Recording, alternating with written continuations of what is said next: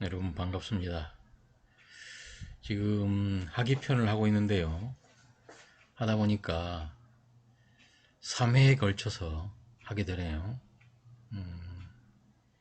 논어의 경우에는 첫 번째 편에 1장, 지금 우리가 배운 거 하고요. 그 다음에 마지막 편, 20편, 요왈편인데 거기 마지막 장, 그게 또 중요합니다. 그래서 마침 제가 이 부분에 대해서 네이버 블로그에 마침 써놓은 것도 있고 그래서 그걸 잘 활용해서 좀 더 자세히 하고 있습니다. 어쨌든 앞으로도 제가 생각할 때 중요하다고 생각하는 부분 다 중요하지만 특히 좀 관심을 가져야 될 부분에 대해서는 조금 자세히 하는 것도 마다하지 않겠습니다. 다음에 하게 되는 2장 유자왈부터는 보통 속도로 하고요. 그리고 논어에 대해서 제가 강의하는 내용이 다른 논어 강의하는 사람들하고 큰 차이는 없습니다. 아마 기본적인 것은 7, 80%는 아마 비슷할 거고요. 나머지 1, 20%의 개개인의 특성이 있다고 생각되는데 그런 부분을 여러분들이 참고해서 필요한 부분은 자기 걸로 만들면 되겠습니다. 자, 이번에 여기 이제 3절인데요. 남인부지불온. 원래 불지인데 이 불자 뒤에 이 다음에 오는 글자가 디귿이나 지읒이 자음이 오면 이게 리을이 탈락돼 있어요. 옛날에는 그냥 인불지로 읽었는데 요즘에는 인부지로 읽습니다. 인부지불온. 원자는 말씀드린 것처럼 성내다 이런 뜻으로도 볼 수 있는데 또 마음의 노여움을 품다 이건 주자고 성내다는 한이라는 고주에 이야기한 건데요. 다산 정약용 선생은 마음에 맺힌 바가 있는 거 했는데 저는 이거를 인부지불온을 남이 알아주지 않아도 섭섭해하지 않으면 이게 섭섭하다 라고 봤어요. 공자가 인간의 그 단계로 보면 한 3단계 정도 되는데 중간 정도의 단계인데 화내다, 성내다 이런 부분은 섭섭하다는 표현이 더 나을 것 같아요. 남들이 알아주지 않아도 섭섭해하지 않으면 불력 군자호 또한 군자가 아니겠는가. 그래서 군자는 주자 같은 경우에는 말씀드린 것처럼 덕을 완성한 이의 명치 이게 이제 넓은 의미겠죠.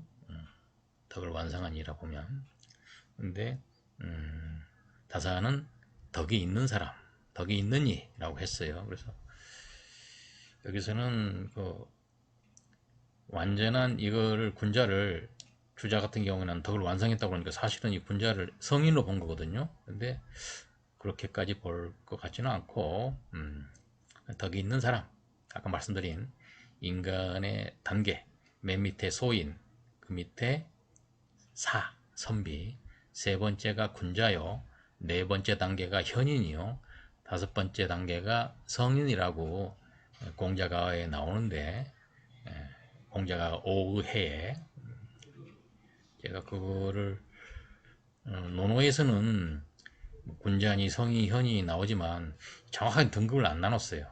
그런데 공자가어에는 오해에는 분명히 나옵니다. 그래서 제가 석사 논문 때 그거를 인간의 거기 등급으로 해서 그거를 활용을 했습니다.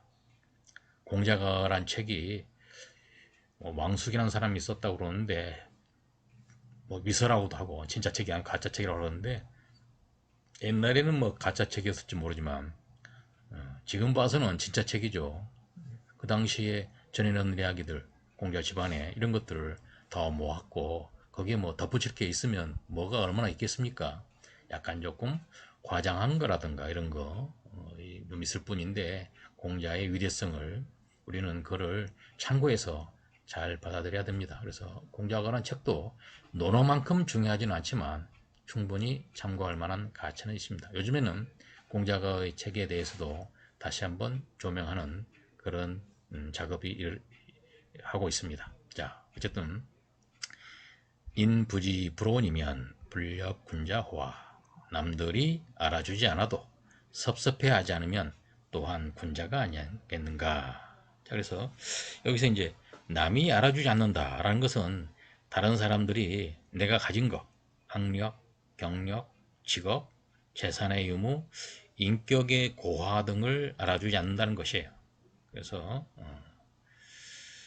군자란 것은 원래 군주의 아들을 가리키는 말이었어요. 임금의 아들. 근데 공자가 덕이 있는 이도 군자라고 그 의미 규정을 새롭게 했어요. 근데 논어에는 이거하고 비슷한 표현이 몇 군데 나와요. 먼저 우리 같은 편에 16장 하기편 우리가 배우는 지금 하기편이 1편인데 1편 16장에 보면 1편 마지막 장인데요. 남이 나를 알아주지 않음을 근심하지 말고 내가 남을 알지 못함을 근심하라. 이렇게 이야기하고 있어요. 남이 나를 알아주지 않음을 근심하지 말고 내가 남을 알지 못함을 근심하라. 그리고 이제 4편 2인편 14장에는 자리가 없는 것을 근심하지 말고 그 자리에 설 자격을 근심하며 자기를 알아주지 않는 것을 근심하지 말고 알려질 수 있기를 구하라. 이렇게 이야기하고 있습니다. 그 다음에 14편인 헌문편에 보면 헌문 원원이 묻기로 30장에 남이 나를 알지 못함을 근심하지 말고 내가 잘하지 못함을 근심하라. 그 다음에 15편 위령공 19장에는 군자는 자기의 능력 없음을 근심하고 남이 자기를 알아주지 않는 것을 근심하지 않는다. 이거 비슷한 내용들이 지금 우리 요까지 포함해서 한 5장 정도가 있거든요. 그러면 이거를 각자 다른 제자들이 똑같은 내용을 이렇게 다르게 쓴 건가? 이건 아니고 공자가 그만큼 이 내용에 대해서 여러 번 이야기했다는 거예요. 근데 이야기할 때마다 약간씩 내용이 좀 바뀌죠. 나의 상황에 따라서 표현이라든가. 그래서 그만큼 공자가 이런 그 군자, 섭섭해하지 않는 군자, 남이 알아주지 않아도 섭섭해하지 않는 군자에 대해서 강조했다는 것을 알 수 있습니다. 사실 비록 수양이 웬만큼 되었다 자부하더라도 남이 알아주지 않음을 견디기 어렵습니다. 그렇죠. 아무리 외로움, 그리움, 서러움은 나의 벗이라고 외쳐봐도 뼛속까지 스며드는 절절한 외로움. 결국 인간은 혼자라는 거대한 벽을 마주하기 전까지는 희희낙낙 지내왔지만 늙고 병들고 주위에 아무도 자기를 챙겨주는 이가 없을 때 노년의 쓸쓸함. 우리 모두는 언젠가 아니 머지않아 어쩔 수 없이 그 순간을 맞이하기 마련입니다. 그때 과연 생자필멸, 생로병사, 자연의 법칙 앞에 담담할 수 있을까요? 남이 알아주지 않아도 섭섭해하지 않는 그 이면에는 이런 뜻도 함유되어 있다고 보여집니다. 그래서 공자는 그런 존재가 바로 군자임을 강조한 것입니다. 또한 이는 고국인 노나라에서 계시의 저항으로 정치 참여가 뜻대로 안 되고 주유천하에서도 여러 나라 위정자들이 자신의 의견을 받아들이지 않은 처지에 대한 스스로 유로의 말을 한 것으로도 추측할 수 있습니다. 지금도 2500년 공자의 탄식 소리가 들리는 듯합니다. 자, 여기 앞에서 요 있잖아요. 하기 시습지 불영요로 요거는 청소년기로 보고요. 청소년기 그리고 요게 이제 청소년기고요. 유봉자원방례 불영낙호 요거를 중장년기 그리고 요거를 이제 인부지 불온 불역분자를 노년기로 보기도 해요. 그래서 배움은 자신의 내면을 채워주는 힘을 가졌으니 자족할 수 있는 삶을 살아갈 수 있는 힘을 제공해 줍니다. 그러니 자신을 누군가 알아주기를 바랄 필요가 없습니다. 진리의 맛을 알아가니 주변 사람이 아닌 자연과 우주와 통하는 삶을 통해 더 큰 배움과 사랑을 느낄 수 있기 때문입니다. 배움의 끝은 사람과 사람의 관계에서 이루어지는 것으로 생각할 수 있으나 자신의 내면에서 삶의 원천이 되는 힘을 발견하는 것입니다. 그것이 바로 중용의 단계이며 하늘과 통하는 단계가 되는 것입니다. 다사는 인부지 할 때 요거를 남이 나의 학문이 이루어졌음을 알지 못하는 것이다 라고 하고, 요 온자를 마음에 답답하게 맺힌 바가 있는 것으로 보았습니다. 그리고 군자는 덕이 있는 일을 일컫는 것인데, 옛날에는 오직 덕이 있는 사람만이 벼슬자리에 있을 수 있었기 때문입니다.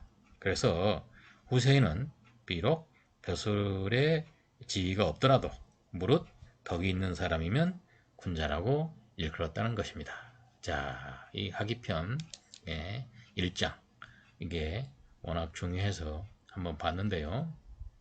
첫 번째는 배움의 기쁨, 학, 열.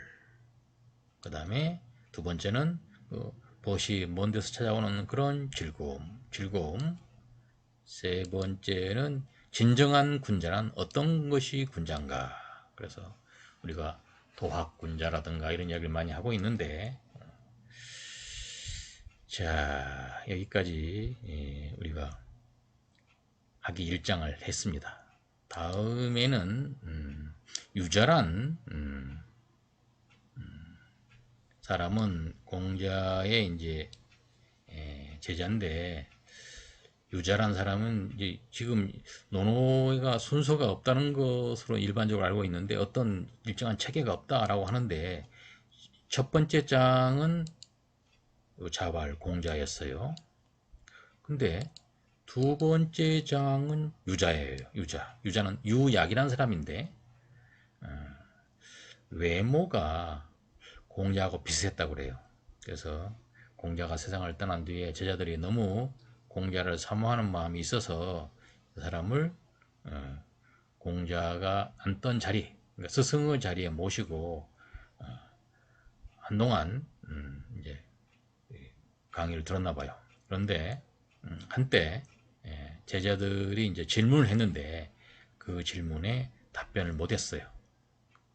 그 이야기는 다음 시간에 하도록 하고요. 어쨌든 유자란 사람은 공자의 뒤를 이어서 한때 공자 학단을 이끌었기 때문에 이름이 같을 약자 유약인데 요 자자를 붙여가지고 스승으로 했고, 또 서열 당시는 2위이기 때문에 두 번째에 넣은 게 아닌가 이렇게 추측을 합니다. 그래서 요 2장은 유자에 대해서 잠깐 이야기를 하고 그 내용을 공부하도록 하겠습니다. 자,